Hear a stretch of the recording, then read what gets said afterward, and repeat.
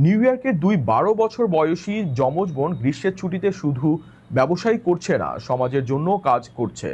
ঘরে তৈরি লেমনেড ও কুকি বিক্রি করে তারা আয়ের একটি অংশ দান করছে শিশুদের উন্নয়নে কাজ করা একটি অলাভজনক প্রতিষ্ঠানে।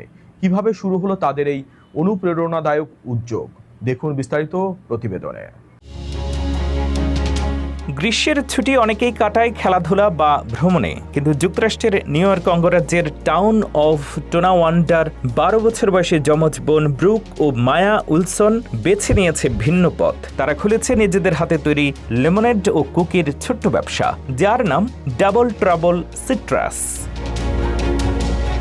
প্রতি 2 সপ্তাহ অন্তরে নিজেদের পাড়ায় স্টল বসিয়ে তারা বিক্রি করছে ঘরে তৈরি লেমনেড ও কুকি। একটি লেমনেডের দাম $4 এবং প্রতিটি কুকির দাম $1। তবে ব্যবসা শুরুর আগে তারা খরচ, লাভ এবং পণ্যের বাজেট সবকিছুর হিসাব নিজেরাই করেছে। শুধু ব্যবসা করাই নয়, এই উদ্যোগের আরেকটি মানবিক দিকও রয়েছে।